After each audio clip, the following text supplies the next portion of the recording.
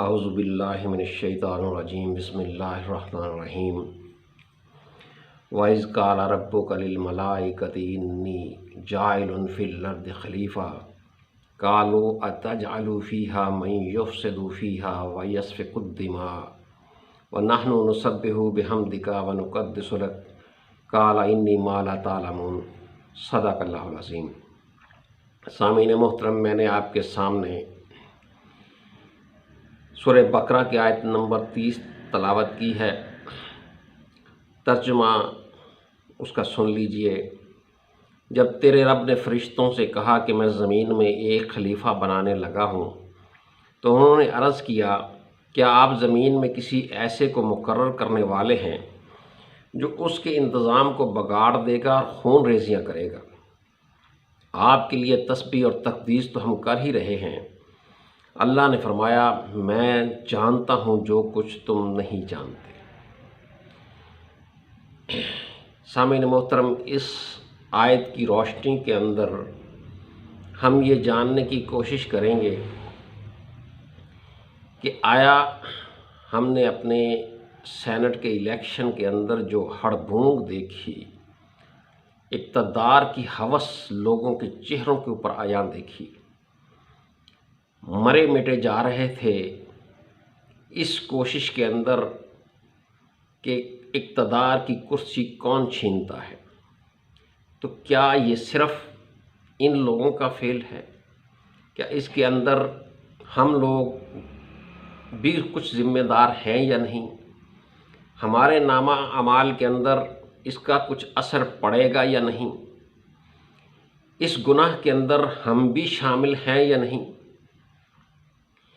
تو یہ ساری چیزیں ہم دیکھنے کی کوشش کریں گے، اور یہ بھی کوشش کریں گے کہ کیا یہ الیکشن کا سسٹم غیر اسلامی ہے، غیر دینی ہے، اس کے اندر اسلام کا کوئی دخل نہیں ہے؟ کیا اسلام جسے ہم جس کے متعلق ہم یہ یقین رکھتے ہیں کہ زندگی کے ہر شعبے کے اندر انسان کی رہنمائی کرتا ہے، کیا اسلام یہاں پر خاموش ہے؟ کیا یہ الیکشن کی جو ووٹ کی پرچی ہمارے ہاتھ میں آتی ہے، کہیں قرآن کے اندر، حدیث کے اندر یہ درج بھی ہے؟ یہ کتنی مقدس چیز ہے، یہ کتنی ناپاک چیز ہے؟ ان سارے سوالات کا ہم مطالعہ کریں گے، جوابات ڈھونڈنے کی کوشش کریں گے۔ تو سامعین محترم، میں نے یہ آپ کے سامنے جو سورہ بقرہ کی آیت پڑھی ہے کہ اللہ تعالیٰ نے انسان کو زمین کے اوپر اپنا خلیفہ بنایا ہے، اور خلیفہ کسے کہتے ہیں؟ نائب کو۔ نائب کی ذمہ داری ہوتی ہے، اس کے فرائض منصبی کے اندر یہ شامل ہوتا ہے کہ وہ اپنے حکمران کی، اقتدار اعلیٰ کے مالک کے قوانین کو آگے نافذ کرے۔ اس کے پاس خود قانون بنانے کی کوئی اتھارٹی نہیں ہوتی، وہ اللہ کے قوانین کو زمین کے اوپر نافذ کرنے کا پابند ہوتا ہے۔ اور سمجھنے کی بات یہ ہے کہ اللہ تعالیٰ نے ہمیں خلیفہ کس بات کا بنایا ہے، اور اس کے اندر ہمارے لیے کیا رہنمائی ہے۔ اللہ تعالیٰ نے انسان کو خلیفہ اس لیے بنایا ہے کہ وہ زمین کے اوپر اللہ کے قوانین کو نافذ کر دے۔ محض کلمہ پڑھ لینے سے، توحید بیان کر دینے سے یہ بات ٹل نہیں جاتی، انسان اصل ذمہ داری سے عہدہ برا نہیں ہو سکتا۔ سورہ عنکبوت کی آیت نمبر 2 کے اندر اللہ تعالیٰ نے کہا ہے کہ احسب الناس ان یترکوا ان یقولوا آمنا وہم لا یفتنون۔ سورہ عنکبوت کی آیت نمبر 2 ہے۔ کیا لوگوں نے یہ سمجھ رکھا ہے کہ ان کو محض اتنی بات پر چھوڑ دیا جائے گا کہ وہ کہتے ہیں کہ ہم ایمان لائے، اور ان کو آزمایا نہ جائے گا؟ ایمان لانے کا مطلب ہے کہ محض اگر کوئی شخص یہ سمجھ لے کہ اس نے کلمہ پڑھ لیا ہے، لا الہ الا اللہ محمد رسول اللہ، تو وہ اب باقی سارے کاموں سے بری ہو گیا، اب اس کو آزمایا نہیں جائے گا۔ اصل میں یہ کلمہ شہادت ہی اصل میں انسان کی آزمائش ہے کہ اس نے اللہ کی حکمرانی کو تسلیم کر لیا ہے، اور نبی کریم صلی اللہ علیہ وآلہ وسلم کی پیروی کو اپنے اوپر لازم کر لیا ہے۔ اب اس نے زبان سے تو یہ بات کہہ دی ہے، دیکھنا یہ ہے کہ کیا عملاً بھی وہ اس کے اوپر یقین رکھتا ہے کہ اس کے اوپر عمل کرے گا۔ اور اسی بات کو اللہ تعالیٰ نے کہا کہ وَهُمْ لَا يُفْتَنُونَ، کہ ہم ان کو آزمائیں گے نہیں۔ آپ جس لیول کا دعویٰ کریں گے، ایمان کا دعویٰ جس لیول کا بھی کریں گے، آپ کو اسی لیول کی آزمائش آپ کے سامنے آ جائے گی۔ جب آپ اس کو عبور کریں گے تو آپ کے درجات بلند کر دیے جائیں گے، اور اس کے بعد آپ کو ایک نئی آزمائش سے گزارا جائے گا۔ آپ آزمائشوں کے اوپر پورا اترتے چلے جائیں، آپ کو بلند درجات ملتے چلے جائیں گے۔ اور جب آپ اس زندگی کو چھوڑ کر دوسری زندگی میں جائیں گے، انہی دعووں کے اوپر عمل کرنے کی بنا پر جنت میں آپ کے مقام کا تعین کیا جائے گا۔ اب اللہ تعالیٰ نے سورہ بقرہ کی آیت نمبر 155 کے اندر یہ بات بھی بتا دی کہ ایسا نہیں ہے کہ آپ کو آزمائشیں نہیں آئیں گی۔ وَلَا يَبْلُوَنَّكُمْ بِشَيْءٍ مِّنَ الْخَوْفِ وَالْجُوعِ وَنَقْصٍ مِّنَ الْأَمْوَالِ وَالْأَنفُسِ وَالثَّمَرَاتِ وَبَشِّرِ الصَّابِرِينَ، ہم تمہیں ضرور آزمائیں گے کسی قدر خوف سے، بھوک سے، مالوں اور جانوں اور پھلوں میں کمی سے، اور پھر آخر کے اندر کہا گیا کہ خوشخبری دے دو صبر کرنے والوں کا۔ یہ اردو کا صبر نہیں ہے، یہ عربی کا صبر ہے کہ آپ اپنے قوانین کے اوپر ڈٹ کے کھڑے رہیں، خواہ آپ کو کسی بھی قسم کی آپ کا کوئی نقصان ہو جائے۔ جو لوگ امتحانات کے اندر ڈٹ کر کھڑے رہیں گے اور اس آزمائش کے اندر پورا اتریں گے، اللہ تعالیٰ پھر انہوں کہتا ہے کہ ہم پھر میری طرف سے تمہیں خوشخبری ہے۔ اب اللہ تعالیٰ نے کس چیز کے اوپر ہماری آزمائش کی ہے کہ آپ اللہ کے دین کو اس زمین کے اوپر لاگو کرتے ہیں یا نہیں کرتے، اس کے لیے کوشش کرتے ہیں یا نہیں کرتے۔ آپ کے اوپر کوشش کرنا فرض ہے، باقی کام اللہ تعالیٰ کا ہے، اور یہ چیز اللہ تعالیٰ نے ہر مسلمان کے اوپر، ہر انسان کے اوپر فرض قرار دے دی گئی ہے، اور اسی کا حساب لیا جائے گا۔ قبر میں جاتے ہی اسی کا سوال ہوگا کہ تم کون سے دین کی پیروی کرتے آئے ہو، تم کون سے دین کے لیے لڑتے آئے ہو، تم کون سے دین کے لیے جد و جہد کرتے آئے ہو، تم کس قانون کو اس زمین کے اوپر اس زمین کے اوپر قانون بنانے کی جد و جہد کا۔ آپ اگر اللہ کا قانون کے اس زمین کے اوپر قانون بنانے کی جد و جہد کرتے ہیں تو یقیناً آپ دین اسلام کے اوپر ہیں۔ یہ بات اللہ تعالیٰ نے سورہ شورا کی آیت نمبر 13 کے اندر بیان کی کہ ان اقیموا الدین ولا تتفرقوا فیہ کبر علی المشرکین ما تدعوہم الیہ، کہ دین کو قائم کرو، اس میں تفرقہ پیدا نہ کرو۔ یہی بات تو مشرکوں کو ناگوار گزرتی ہے، جس کی طرف اے محمد صلی اللہ علیہ وآلہ وسلم تم انہیں دعوت دیتے ہو۔ اقیم الدین ولا تتفرقوا فیہ، دین کو قائم کرو، اور اس کے اندر کوئی اختلاف نہیں ہے کہ آپ کے ذمے دین کو قائم کرنا نہیں ہے۔ آپ کو ہر صورت دین کو قائم کرنا ہے، اس کے لیے کوشش کرنی ہے۔ اپنا مال، جان، ہر چیز جو اللہ تعالیٰ نے آپ کو عطا کی ہے، آپ نے اس کو ہر صورت صرف کرنا ہے اللہ کے دین کو قائم کرنے کے لیے۔ اور دین کو قائم کرنے کے لیے اللہ تعالیٰ نے ایک طریقہ بتایا ہے۔ اس نے اپنے پیغمبروں کو بھی بھیجا۔ نبی کریم صلی اللہ علیہ وآلہ وسلم کے متعلق سورہ صف کی آیت نمبر 9 کے اندر ہے، هو الذی ارسل رسولہ بالہدی والدین الحق لیظہرہ علی الدین کلہ ولو کرہ المشرکون، کہ اللہ نے اپنے رسول کو بھیجا ہے ہدایت دے کے اور دین حق دے کے، تاکہ وہ اس کو باقی تمام ادیان کے اوپر غالب کر دے۔ مشرکین اس کا برا مناتے ہیں تو مناتے رہیں۔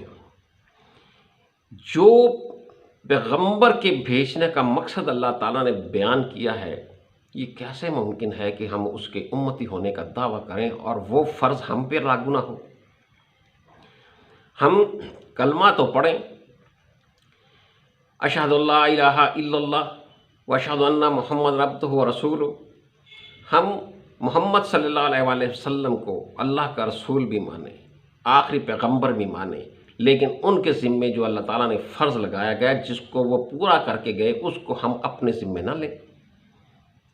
لہٰذا اس کا ایک طریقہ بتایا گیا کہ سورہ شورا کی آیت نمبر 38 کے اندر اللہ تعالیٰ نے کہا کہ امرہم شورا بینہم، یہ لوگ جو مسلمان ہیں ان کے معاملات آپس کے اندر مشورے کے ساتھ طے کیے جاتے ہیں۔ ذرا غور رکھیے گا، توجہ رکھیے گا، میں آپ کو بتاتا ہوں کہ یہ ووٹ کہاں سے نکل کر آیا ہے۔ یہ خالص دینی چیز ہے اور ہم اس سے غفلت برتے ہوئے سورہ شورا کی پوری آیت 38 والذین استجابوا لربہم واقاموا الصلاۃ وامرہم شورا بینہم ومما رزقناہم ینفقون، جو اپنے رب کی پکار پر لبیک کہتا ہے اور نماز قائم کرتا ہے، ان کے معاملات باہمی مشورے سے طے کیے جاتے ہیں اور جو کچھ اللہ نے ان کو دیا ہے اس میں سے خرچ کرتے ہیں۔ رزقناہم، وہ جو طاقتیں تمہیں عطا کی ہیں اللہ تعالیٰ نے اس کے اوپر تمہاری آزمائش رکھی ہے۔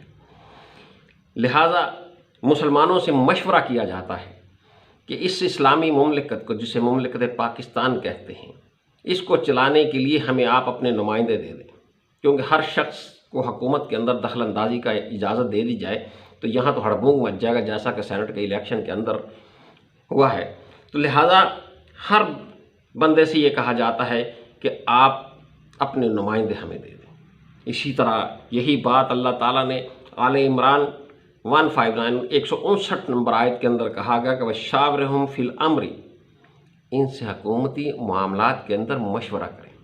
حکومت آپ سے ووٹ مانگتی ہے، آپ کو ووٹ کی دعوت دیتی ہے کہ آپ جو اللہ کے دین کو غالب کرنے کے لیے، اللہ کی حکومت قائم کرنے کے لیے آپ جس شخص کو مناسب سمجھتے ہیں اپنا نمائندہ بنا کر ہمارے سپرد کر دیں۔ یہاں پر خرابی پیدا ہوتی ہے، یہاں سے ساری ڈائیورشن شروع ہو جاتی ہے۔ اللہ سے دین کی بغاوت اس ووٹ کی پرچی سے شروع ہوتی ہے، اور ہم جن کے اوپر یہ لازم ہے، میں انشاءاللہ اس لیکچر کی اگلی قسط کے اندر آپ کو بتاؤں گا کہ ہمارے اوپر یہ ذمہ داری کس طرح کی ہے اور ہمیں یہ گواہی کس لیول پر جا کر دینی ہے۔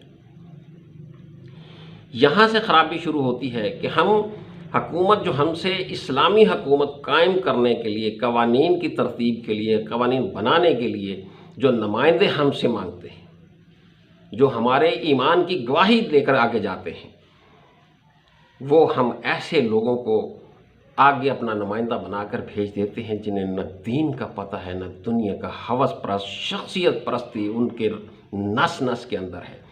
انہیں اللہ کے دین سے زیادہ اپنی ذات سے تعلق ہوتا ہے، انہیں اللہ کے دین سے زیادہ اپنے مال و دولت سے پیار ہوتا ہے۔